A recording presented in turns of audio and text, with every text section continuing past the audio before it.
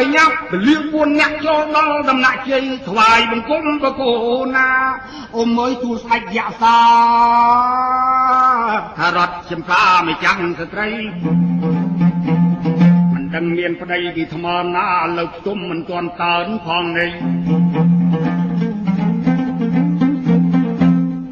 បរលចាក់លឺថាកូនមានប្តីចាក់ជើងមកដីលិចកន្លះយោ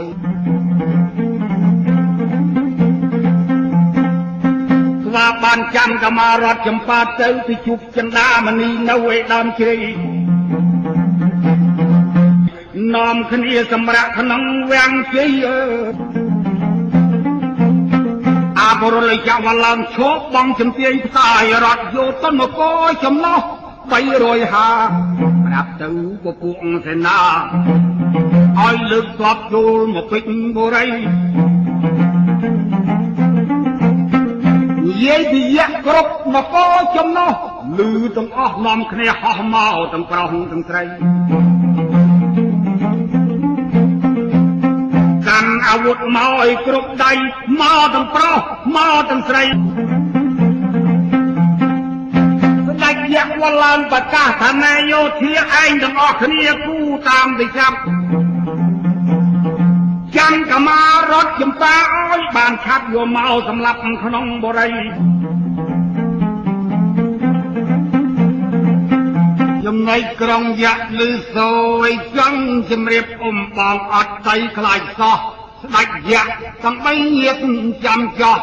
ឡើងគង់លើដំរីមិត្តមុខ10ដៃ20គាត់កម្មសត្វអាវុធធ្នូប្រខណ្ឌជ័យ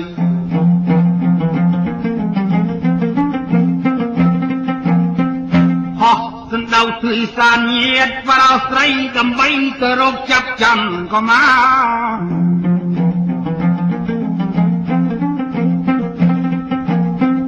កឥឡូវរឿងយ៉ាងខ្លាំងបងអង្គនៃទានអំពីរត់ចម្ប៉ាពើលឺសូសន្ធឹកយៈហោះច្រើនពេកកៅពនាងគូលកងទៅចាក់ក្រៃចំពងវងខាត់តយ៉ាបបីដាលើកសេនាតាមហើយនេះ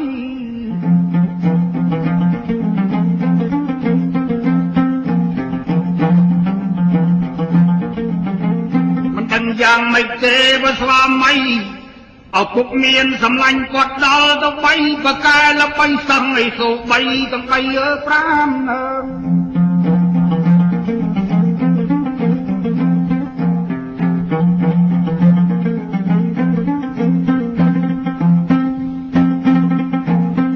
តែចាំក៏មកតប្អូនកុំព្រួយអែរូបអូនមួយមិនអោយធប់ឥឡូវបងមិនទាន់សម្លាប់ទៅបង្គំសុំទោពីបកាលណាស្ដេចមិននៃមេត្តាបងសុំតវ៉ាអូនកុំភ័យ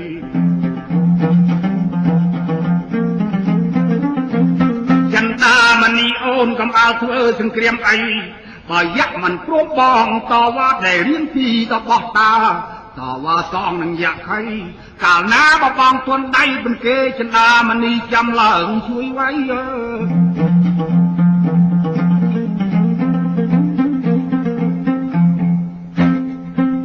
រត់ចំប៉ាអពេកក្រៃលឺបើស្វាមីមិនបល័យលោកពុកកើ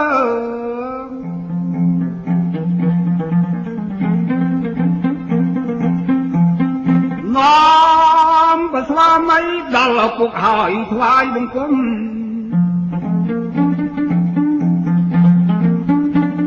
សម្ដេចប្រាបរំអត់តងដល់បុត្រីធ្វើម៉េចកូនបានខុសឆ្គងមិនត្រូវទំនងក្រាត់វិន័យ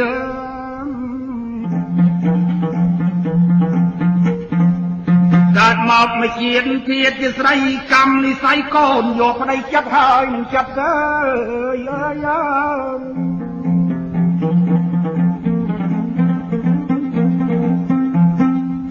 ព្រះច័ន្ទក៏មកថាសូមទ្រង់មេត្តាប្រោសហើយកូនបានជាខំសូមអាណិតទៅ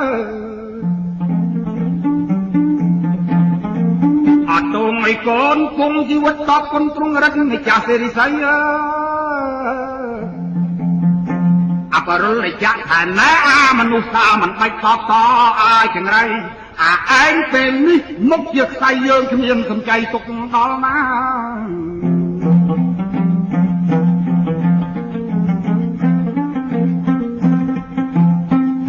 មនោម័យឆ្លើយថាបកូនណាបើយៈមិនព្រមទូលបង្គំធានាទាំងអស់គួរគុណសង្ខ័យលើខ្ញុំសោះបរុលចាក់ផ្ទះហាត់ហាត់ដេញសេនាកាប់មនោម័យហើយជើងមុខត្បកជើងក្រោយខាក់លេងជាមួយយៈជាប់7ថ្ងៃអ៊ំម៉ាយ4សង្ខ័យគ្មានសល់អីងប់អលីងសូននិយាយក៏លេងឆ្លោតតចាប់ស្លឹកឈើបោកខ្វល់បាច់ឡើងលើធ្លាក់មកវិញកាត់សតតយៈខៃ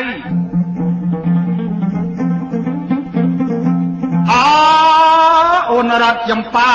បៃតាសុំទោសមិនព្រមសោះកើឥឡូវបបងបន្តវ៉ាស្រីស្រស់លោកសម្លាប់បងហើយស្រីដាំប្រពន្ធសពគ្រប់កាលណាយឹកនោះសយចេញមកໄວថាមើលបរិលឲ្យចាក់ដែលឯងរៀនអីសូបីឯងមានវិជាណាប្រាមកចោះអត់តំណោះបោកតាមប្រតិយ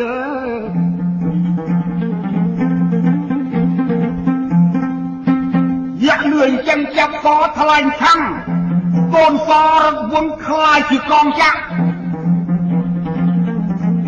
កាត់សរងអង្គទៅចោមភ័ក្រ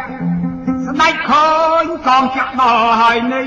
ចាប់តថ្លែងវុបតជាប្រធានទឹកកាត់កងចាក់បាក់មិនហល់អី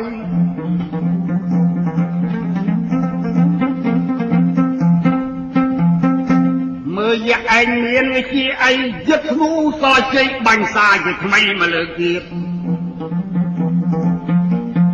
អមមកយ៉ាក់បាញ់ក្រោយព្រៀងលៀនហើយកាត់ជាលំពេងស្នែងទៅបី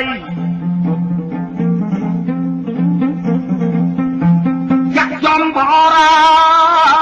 សម្ដេចព្រះច័ន្ទក៏មកដោយខំបណ្ដាំតាយស្អី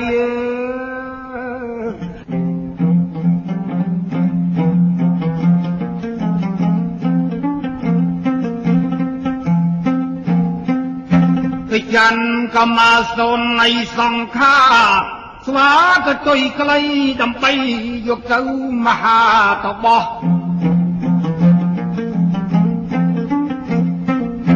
ចិន្តាមនីវិញញាត្រីប្រុសឡើងបន្តសង្គ្រាមជ័យ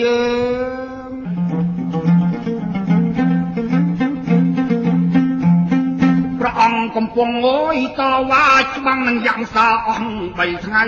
ស្លេះទុកមិននិយាយអីស្ដីអំពីប្រចាំក៏មកស្វាយយកទៅដល់មហាតបោះលោកក៏សូត្របល័យប្រុសឲ្យរស់ឡើងវិញញាតប្រស្រី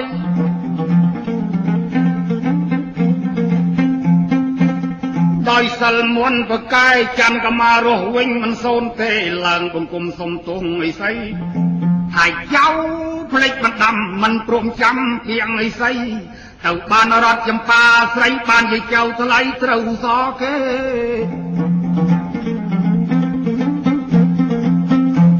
បាញ់ចឹងចៅទៅចោះចិន្តាមនីខំមមណាស់យ៉ាក់វាខ្លាំងណាស់ព្រោះគ្នាវាដល់3តាមិនខំទេចៅតាតែមានគ្រោះថ្នាក់ចាំតមាដោយមិនស្ដាប់តាណានៅថ្លៃឥឡូវចៅទៅជួយធ្វើសង្គ្រាមចិន្តាមនីផងប្រថ្លៃ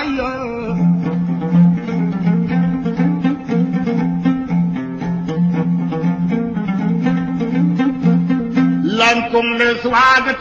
ថ្លៃចេញពីតបោះអីស្អីមកជួយໄວចិន្តាមនីអើបងអើ